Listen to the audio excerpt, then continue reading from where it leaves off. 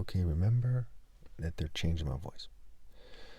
So when we compare Proverbs 34 to Revelation 19, right, it's obvious, but also when we compare it to Isaiah, 11:5 and Isaiah 5:7, where we see it says that righteousness, right, faithfulness, right, righteousness is often used interchangeably with justice. So righteousness, justice, and faithfulness, right, wisdom, right, the martial art principles are his belt, right, not a mere system, right. So if you were to take military martial arts, or you were to take, whatever American martial arts system, or whatever, any martial arts system that you see as a school anywhere, that's not, they don't have the principles intact. Now my goal here isn't to insult them, okay, but it's to clarify. I'm a little irritated from earlier, people using various proxies to take shots at me, and ultimately it's coming from the governing class. And most of these people, they don't, if they knew what's going on, they'd have nothing but respect for me, and they'd feel bad or something, right? It's hard to imagine that they would be mad at me. So I always consider that, even, but sometimes I get fumed, and I get kind of automatic response, and it's fair enough. It reminds me of Matthew 23, okay, where Christ calls the Pharisees the children of hell, right? He goes on and on. As soon as they trigger him and they insult him, okay, by their actions, what have you, he starts explaining to them why they're wrong, right? The woe to the Pharisees, like 7 woes. And he goes on and on and on. He talks about the temple and how they swear by certain things, and how it automatically swears, that they have the order wrong, right? They're not swearing, they're not understanding that they're swearing by God when they're swearing.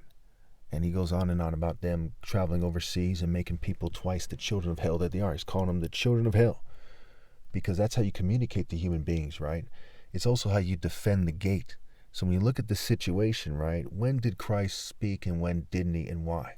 When he went silent before before Pilate and whatnot, after a while, when he went silent before, the Jews after a while and whatnot, what he said and what he didn't, right? Why?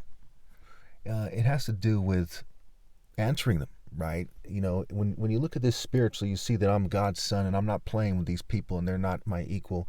They're not greater. They're much, and they're infinitely less than I am. So it's like a mouse gurring at a lion, but it's worse than that. The gap is infinitely greater than that. That God sent that lion to try to reason with him. So the mouse might run up and bite the lion on the toe initially. The lion's like, well, what the fuck are you doing, right? Like, what? You don't understand the situation? Is that the problem? You think you made the heavens and the earth? Where do you think you come from? With your emotions that you feel, who do you think gave you a brain? Like, what the hell? You're offended with the brain that God gave you, and you think that means you should try to exert power over Christ. I mean, it's so backwards, right? So when we see Isaiah 11:5 and Isaiah 5:7, we see that righteousness lines up, right? In Isaiah 5, it's about the most important parable in the Bible, the parable of the tenants, except for it's explaining it to you before you're told in the story, right? Because it's the Old Testament instead of the New Testament, where Christ tells the parable. And he also says the kingdom of heaven will be taken away from them because of that parable, because they didn't honor the divine order. So God is looking in the vineyard, right? The parable of the tenants in the vineyard, right? God's looking in the vineyard for righteousness and justice. But he hears cries of senseless violence, right? Senseless warfare, if you will, right? Not truly manning up, right? It's not, virtue means mad, so it's not truly manning up, right? So it is that profane kind of way that caused people to suffer, right? There's the rapes, there's the soft kill, there's the, driving people to commit suicide, there's actual violence, there's gang violence, there's police violence, there's all kinds of, domestic violence, there's all kinds of unnecessary and nonsensical violence, right? MMA, UFC fighting, just beating each other up, boxing, just nonsensical violence, bar fights, just everything you can think of, right? And he's saying, where's the true martial art order, right?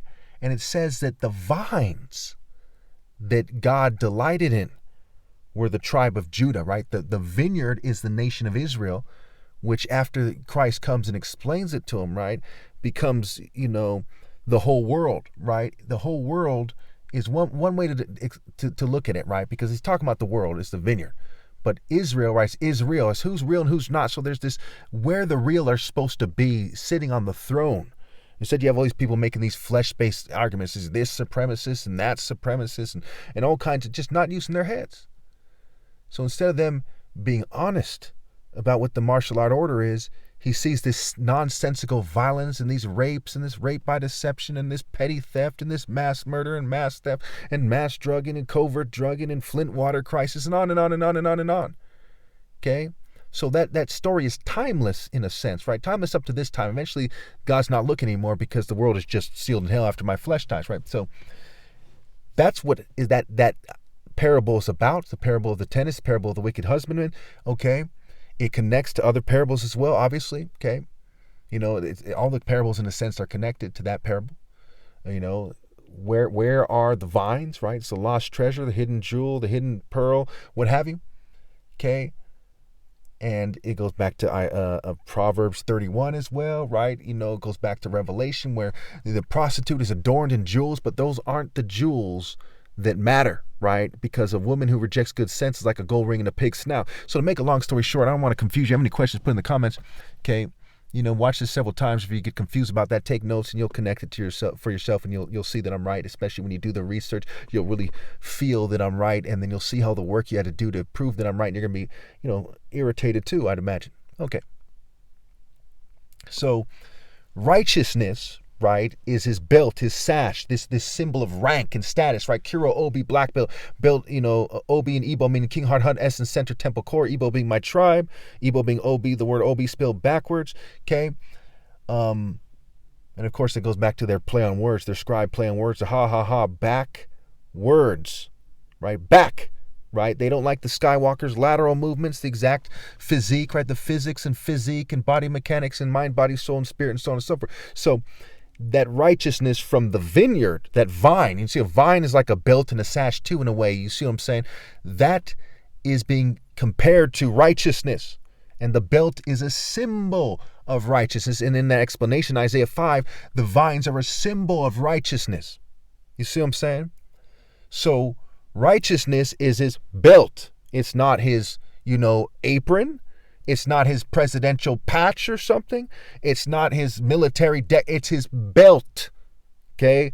Martial arts, not modern warfare, not UFC fighting, not a boxer's belt, right? Because you have to put it in perspective. Are we talking about senseless violence? No. He saw the senseless violence instead of the righteousness. We're talking about character, and we're talking about transferable skills for mind, body, soul, and spirit. Not a bunch of brutes beating each other up or people who are allowed to have schools because of mere human rules, customs, and traditions. And we see how that connects to the story. It's the parable. Said, where's the heir? Well, who has established the throne in righteousness? Proverbs 16:12. Who has the divine verdict? Proverbs 16:10. Okay, so it is me. Okay, and so that's what kind of brings about some of these kind of what you might call insults, but they're really responses. They're logical and tactical responses while I'm being sabotaged, fumed, and poisoned. In every single video I've made in the last, probably 8 years or plus, every last one of them I've been fumed and under surveillance because I am the Son of God. And just like COINTELPRO, they wanted to prevent the rise of the Black Messiah. And they're acting like MK Ultra, which is called Ram Scrambled, children.